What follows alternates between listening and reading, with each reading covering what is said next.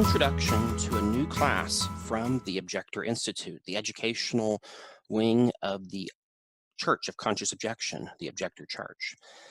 So I want to provide an introduction to this class because this is our very first class, the very first class we've ever offered. And so I want to introduce that to you and to give you a little bit of taste of what to expect in the hopes that maybe you'll want to join us for the rest of this class. This class is called a daily psalm, and it's intended for two different, very distinct audiences. But first, I want to tell you a little bit about what this class is before we talk about who it's intended for. This class is designed to help students to engage with each of the 150 psalms of the Jewish and Christian scriptures through a variety of hermeneutical lenses. In other words, a variety of ways of reading and interpreting the text. This will include literary tools, historical tools, linguistics, political, which really delves a lot into the history, spiritual elements, and much more.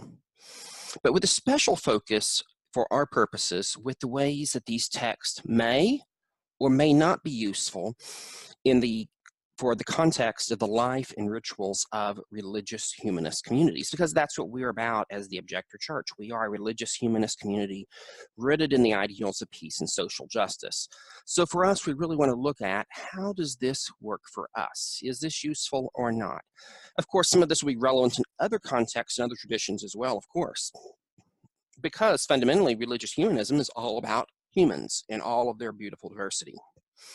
But we are particularly looking at it from that lens. So for this class, we have two basic audiences. The first audience are our independent adult learners. Our second audience are seminary students. So first of all, for independent adult learners, if you're watching this video, that can be you. An independent adult learner is anyone who is able to deal with this material on an adult level. In other words, we're not gearing this for children or young people per se. Now, there are children and teenagers who can deal with this stuff. Great, they can join in the conversation. No problem. We don't put an age limit on our independent adult learner classes. What we are saying is that we are aiming it at an adult level of conversation, which means, of course, we're going to get into the nitty-gritty of stuff. So just want to throw that out there. But in these classes, these are self-directed classes, meaning you as the students, it's up to you to make what you want out of this. You can get as much or as little out of this as you want. And the primary way this class will function for independent adult learners is that there will be a lecture. We're aiming to have these Monday through Friday on a daily basis. Each lecture, for the most part, not always, but for the most part, will focus on a single psalm.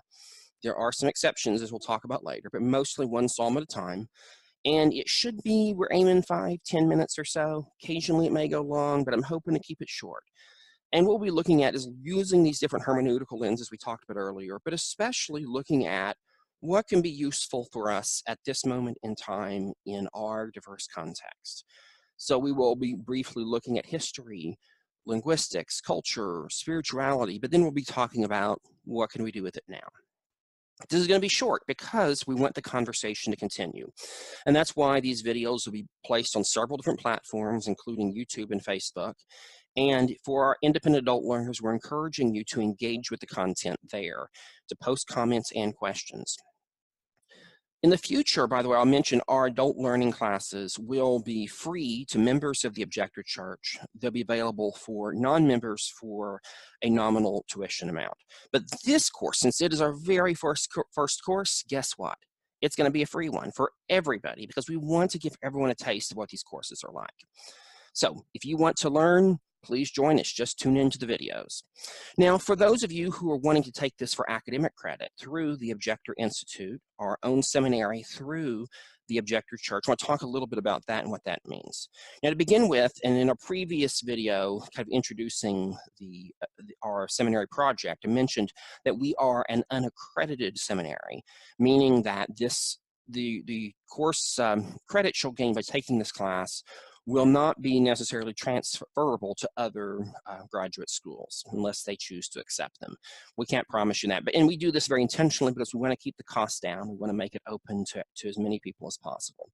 But we are aiming still for a very high quality of education here, and we're hoping you as the students will take this as seriously as we're taking it from the teaching end of it. And so what's different if you're taking this for academic credit, one is there will be tuition involved. We're still working out the details of that. Don't fret about it right now. We will post on it very soon some more details of how that will work. It will be very affordable and pretty much say maybe one of the cheapest seminaries available in the United States, and it's all said and done. But we're still working out the details. And we'll also have information how to actually formally register. But once the course is underway for the seminary students, what will happen is that you, like the independent adult learners, will watch the videos, or if you want to, you can listen to the audio versions of the lectures. What will be different, though, is that instead of just casually posting comments if you feel like it, what we're asking you to do is also to keep a journal, to write maybe a few lines, maybe a paragraph or so about each lecture, or your response to the lecture, or your response to the psalm that we're talking about. It doesn't have to be a lot of text. We want to show that we want some evidence that each day you've actually engaged with the material. That is going to be half of the points, by the way, for grading that comes from your journals. And you'll turn those in at about the 1/3 mark. So you'll about 1/3 of the way through, you'll turn in journals, another third, you'll turn in more journals, and then finally at the end, you'll turn in the rest of your journals. So that's half of the grading. The other part of the grading, the other 50% will come by way of your final project. And the final project can look like many things. The key here is it has to be mutually agreed upon by you as the student and by me as the professor. Some of the things this might look like, it might be a formal academic paper of publishable quality. One of the things about this is we are hoping in 2019 to launch an academic journal through the Objector Institute. So if you want to write a paper, fantastic. You can not only satisfy a course requirement, but you can be published. But we have other ideas as well that could happen for your final project. If you're a visual or performing artist, you could create a significant work of art that ties to the course content in some way. That might be a major project.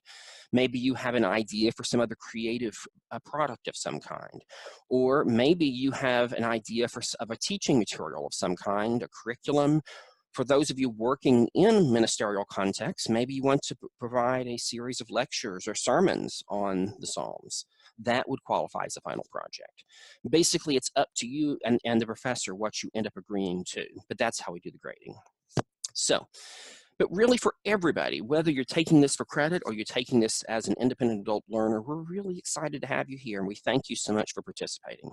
So for the rest of today, we've dealt with some of the administrative stuff. I now want to get into talking about an introduction to the Psalms themselves. And this will be very brief. There's so much more that could be said, but I'm going to keep it short today for this lecture. Well, I'm hoping for all of them, partially because we're wanting this class to not just be information, learning, but we also want it to be a bit of inspiration, a little bit of something that you can mull over the rest of your given day. So we're trying to make this manageable, a daily thing, as a sort of spiritual practice, as along with some education. So what are the Psalms? Well, the Psalms are a collection of ancient writings, known in the Hebrew, I believe, as Tehillim, but in Greek known as the Psalmos, which gives us our English word of Psalms. Now, who wrote these books? I mean, these Psalms? Great question. We'll talk about that more in future episodes. What we will be clear is that there is not one easy answer. Contrary to many traditional religious folks who say, oh, the author of the Psalms was David, the answer is incorrect. Possibly David wrote some of them, maybe, but quite a few of them probably were decidedly not written by David. And many of them may have been written significantly after David's life. Many of them even came from the post-exilic, after the Babylonian captivity period in Jewish history. So we're going to deal with authorship along the way. We'll also talk a lot about the time and historical context of the Psalms when we can figure it out. Bear in mind, not all of the Psalms are easy to determine when they came from. We can know a much broader context, but it's much harder to get more specific. What we will deal with in history, though, a lot more, instead of focusing so much conjecture on origins, we'll instead talk a lot more about how the Psalms are used later, how in the Jewish tradition and in the Christian tradition and also in the literary world, how the Psalms are used. We'll talk a lot about that. As far as why are we studying the Psalms? Why is this something helpful? Well, first and foremost, to me it's helpful because the Psalms played a very central role in Jewish ritual and worship life, but particularly in the post-temple era. Prior to the destruction of the Second Temple, and also, of course, before that, the First Temple, worship in the Jewish context primarily focused on animal sacrifices at a temple, which involved lots and lots of bureaucracy and lots of institutional whatevers. After the destruction of the temple, after periods of exile, in the context of diaspora, the Jewish community developed new ways of doing their faith. And a big part of that are texts like the Psalms, and particularly these Psalms that in many ways came prior to these calamities, but were now reused in a different context of what you do when you have to reinvent your religion. So I find that a fascinating subject, and using how these ancient texts were used in this reinvention, this reboot process. I also think it's fascinating, the Psalms, because of the ways that they shaped early Christian practices and early Christian worship and up through the present day in varying ways. It's interesting to me to look at, of course, pop culture and how it also has made use of the Psalms. Most notably, of course, the band U2. We could talk about that quite a bit. But there's a lot of other forms of cultural expression that have made use of the Psalms, and so many things that are embedded in culture make use of this text. So we're going to talk about that some. I also think it's important to look at the Psalms from the standpoint of aestheticism, on the standpoint of the artistic elements, and particularly how poetry looks at different points in time. Comparing and contrasting our poetic traditions in the West, but particularly in the English language, and comparing that to the ancient Hebrew tradition, there are some distinct differences. And I think it's super interesting. There's a lot to be gained from it. I also, along the way, will be touching on a fair bit of theology, ideas about God, and also a fair bit of ethics, morality, and wisdom discussion in the Psalms. And I fully expect that we are going to argue sometimes with the Psalms. I think there are times which we as readers may not agree with the psalmist, and that is a-okay. That's a part of this process, because that takes us to the last part of this on the whys, and that is religious humanism. To me, there are many, many good commentaries on the book of Psalms. Right here on my desk, getting ready for this lecture, I have several of them. I have here, this big monstrous textbook. I have this Hebrew English Tanakh, the Jewish scriptures, but in Hebrew and English side by side. There are tons and tons of study Bibles and other resources, probably commentary on the Psalms. So many good resources out there. The problem, though, is that they are generally written for various different communities with their perspectives, which is fine and good. And when we're reading these resources, such as when I'm reading this big commentary, as I'm reading that, I'm thinking about the authors, what their biases are. And one of the frustrations I have in doing academic study of the Jewish and Christian scriptures is that there's very little written from a humanist perspective of what do we do with these texts when they may have helpful things for all of humanity and they may not. What do we do with that? And so part of this exploration is going to be about pushing those questions, asking them, engaging with them. And that's where I hope you as students will come and join me in this process, because I know you have questions of your own. You're going to come across things and say, why does it have to be this way? And I'm glad you're going to ask those questions, because that's what we need. So I hope you'll join us in this journey. It's going to be called a daily psalm. Again, if you're taking this as an independent adult learner, then just watch the videos. We'll have some platforms, some ways over time, maybe to stay connected more as a class and some other ways. But for now, watch the videos, comment on them. We'll try to put them out every weekday. For the seminary students, we will have all the processes set up for formal enrollment, probably in about a week or so. I've written the syllabus, but I need to edit it a bit more. We have a few more things to do. So we're going ahead and starting the lectures now right away, even though the actual formal enrollment in the seminary class will take about another week or so before we set that up. One last thing I'll mention, though, for those of you who are watching this class is asynchronous in nature. What I mean by that is, yes, it is being released live as we go through these 150 Psalms, but we fully expect that students will be joining us at various points along the journey. In other words, those few of you who are out there watching this right now, that's great. You may be joining us for the whole journey. Others may be coming along at different points. Our encouragement is, when possible, to please start at the beginning, because often we will be building up over time. But we are going to be on this journey at different points. One student may be in Psalm 3. Another student may be watching the lecture for Psalm 63. Someone else may be right at the end. That's okay. We'll provide multiple opportunities for us all to engage in the content. And as your professor, I'm committed to doing my best to engage with you no matter where you're at on this journey. So it's not a problem if you're not catching it live. In fact, many of these will be pre-recorded, but we're aiming to have these out every weekday, on a daily basis during the weekdays. And then after these 150 Psalms are done, these videos will be up online in perpetuity, because we're wanting them to continue to be useful and for people to continue to engage with them after the fact. And so if you're joining and it's a year or two later from now and you're watching, then we're also welcome to have you wherever you're at in this journey. So if you have any other questions, I can be reached. My email is james@objector.church. Again, that is james@objector.church. And once we have the syllabus and thing finished, we will put links to that in the course description and whatnot online. And there will be a course website and time as well too. We'll provide information on that. So one last thing I do want to mention for those of you who are going to be continuing this study, there's a few resources online that will be very useful to you. Of course, if you have your own printed script Bible, that's great. There's lots of good translations out there. I do recommend, when possible, reading the text in more than one translation. What I will be doing in my study, I'll mostly be reading from 3 translations myself. I'll be reading from the New JPS translation, which is from the Jewish Publication Society. I'll be usually reading from the NRSV, New Revised Standard Version, which is commonly used among mainline Protestants.